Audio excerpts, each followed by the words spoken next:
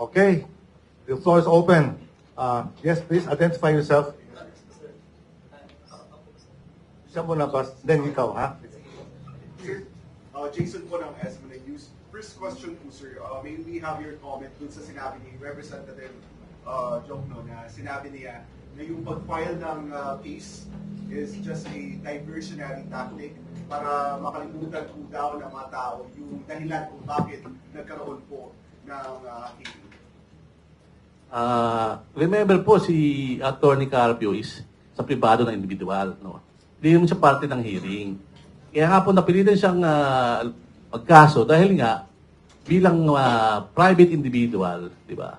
Pati siya nadadamay. So, he is just only enforcing his rights, no? And with more reason kasi ito pong pinag-uusapan natin na nilabag ng AMLA, di ba? It's dagok po ito sa industriya ng bangko. Okay? Because alala niyo si Attorney Mans, abogado. Asawa pa siya ng VP. Di ba? So kung kaya ng AMLA na gawin ito sa bank records ng isang abogado, isang asawa ng pangalawang mataas na opisyal ng Pilipinas, na kayang kalkalin lahat ng mga dumaan sa bangko mo, di ba? Lahat, insurance payment, credit card bills, di ba? Binayad mo sa landlord mo, nagbayad sa kliyente mo, paano ba tayong mga mahirap? Di ba? Mabubulat lahat ang ating mga accounts dahil lang kalaban ka ng gobyerno. You cannot weaponize the AMLAC. Di ba? Dahil mismo sa AMLAC, may nakalagay po ron na the AMLAC cannot be used for political propaganda and political persecution and harassment. Okay? Nasa section 16 po yun ng batas. Okay? Diba si ma'am? Ayan mo yan. Diba? So, what we're saying, Attorney Mans is not fighting merely for his private rights. He's fighting to preserve the integrity and confidentiality of the bank records for our banking industry. If he cannot protect his own rights, and it can be easily abused by the AMLAC, then the AMLAC can be weaponized to harass and persecute anybody. Kahit na sino, kahit na impeachable officer, okay, from the Supreme Court Justice to Constitutional Commission members to any impeachable officer, they can use AMLAC, okay, to persecute and harass a person by merely asking the AMLAC to provide the private banking records of an impeachable officer at ilantad sa media. Diba? Kasi yung ginagawa nila ginagamit nila ang media para ilantad na itong malaking pera, pero hindi na pala totoo. Diba? So, that's why we're calling the media to scrutinize these allegations. Kasi mismo sa AMLAC report, di ba? Sinasabi nga ni Atty. Neil, ano na mismo may mali Di ba? Pero hindi na hina-highlight. Dahil, bakit? Dahil yung narrative nila na 6 billion, contradictory na. Di ba? So, as again, Atty. Carpio is not merely fighting this for his own self. He's fighting this as a matter of principle to preserve the banking confidentiality, which is crucial in any banking system. Dahil po ang banking system natin rests on the confidentiality of the records.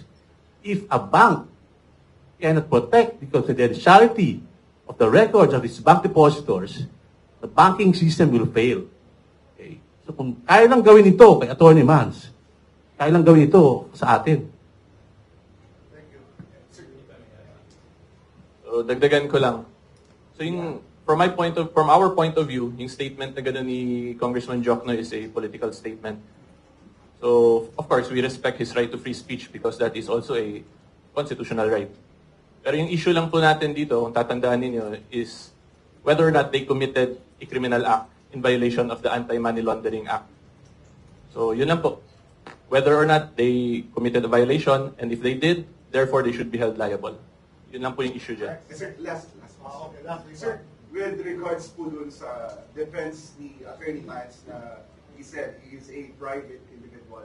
Pero yung paliwanag naman po ni Representative Jokno, dahil po daw generally communal yung properties ni Vice President Sara Duterte ni Attorney Mans, kaya kailangan tingnan yung joint assets at transactions po. Your comment on this, sir? Yes, so like what I explained dun sa opening statement ko, yung right to accountability of public officers kasi hindi yan absolute. Meaning, hindi nila pwede gawin yung gusto lang nila. It is subject to the balancing with the Bill of Rights. Kasi in the Duterte versus HOR case, sinabi naman po ng Supreme Court doon very clear, the Bill of Rights applies in all stages of the impeachment proceedings. And currently, since sila po yung nagpo-prosecute, sila yung nagpo-prosecute, therefore, they have the burden to cite the exceptions na covered si Attorney Mans despite that question. Kasi like what I stated, since this involves constitutional rights, yung strict scrutiny test will apply. Diba? They have the burden to establish na hindi unconstitutional at illegal yung ginagawa nila. Hindi dapat pinapasa sa amin yung defense kasi sila po yung may burden yan. Trabaho po nila yan eh. Good morning, Rolando from Manila Standard. Hi, Attorney. Attorney, may I know or maybe know kung ano po status ng kasong isinampa niyo po last week sa Quezon City Fiscal's Office? Usually, ang proseso po, pag nag-abla ka ng kaso sa fiscal, so yung fiscal's office po, i-evaluate yan. And then kung sa evaluation nila is pwedeng tumuloy yung kaso, mag-issue po sila ng subpoena doon sa mga nakasuhan para sumagot. So, since 1 week na more or less, so malamang po, meron na pong i-issue sa proseso. Siyempre, mag-issue sila ng subpoena para sumagot po yung mga nakinasuhan namin. What are you expecting po from the Quezon City Prosecutor's Office? Anong ruling yung ina-expect po ninyo? Well, initially, siyempre, papasagutin muna nila yung mga nakasuhan para mag-file po sila ng counter affidavit. Okay? Pag-file ng counter affidavit, pwede din po kaming sumagot doon. And pagkatapos po, aralin po ngayon ng assigned na fiscal kung sinong prosecutor na mag-aaral, magdidesisyon. And base doon, maglalabas sila ng decision. And when po ito expected na ilalabas? Well, usually in practice po, mga more or less, mga 3 months sa normal na proseso. 3 to 6 months po ang decision from the time na mag-file sila ng counter affidavit hanggang magkaroon po ng decision. Last question. Sorry po, sir, sorry. Kasi I remember Representative Joel Chua told in the press conference 2 Saturdays na po sa Dapo na the House has its own extraordinary powers, just to paraphrase it, in conducting their own investigations and impeachment. Maybe know kung bakit too far na or as stated sa inyong mood ngayon na para bang sumusobra na ang House in investigating the AMLAC records of Mr. Carpio, of Attorney Mans Carpio, sa kanilang ginagawang extraordinary powers na ginagawa ng House in investigating the back records of the Vice President's family. We recognize, no, talaga namang merong kapangyarihan ang House na magsulong ng impeachment complaint. No? Nasa saligang batas po yan. Pero wala naman po sa saligang batas na nagsasabi na pwede kang lumabag ng batas. Diba? You may have the constitutional right, you may have the constitutional duty, but you cannot violate the law. Okay? Diba? Ay, sino po namang tao dito maintindihan? Miski na may karapatan ka, hindi ka pwedeng lumabag ng batas. Malinaw po sa Section 8A. Yan. Number 3.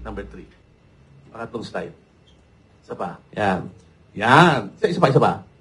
Yung number 3 na slide. Sa Section 8A po, ng batas ng AMLA, malinaw naman po ron na the AMLC, yan po, the AMLC and its secretariat shall securely protect information received or processed and shall not reveal in any manner any information known to them or by reason of their office. Okay?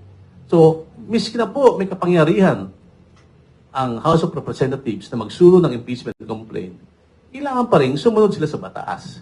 Diba? Hindi naman po sila above sa law. Diba? Lahat po tayo dapat we observe the law. Diba? Mambabatas po sila. Diba? So they should be the one, should be the first to observe and comply the law. Diba? Being mambabatas, you have the more duty and to observe and respect the law. Ito na naman po ang pinagbabatayan namin. Batas mismo na pinasa ng Kongreso. Diba? Yan o, Section 8A, malinaw. Diba? Ang AMLAC hindi pwedeng magsiwalat sa kahit anong pamamaraan ng kahit na anong records or information na nakalap nila. So, yun lang po. Thank you. Thanks, Attorney.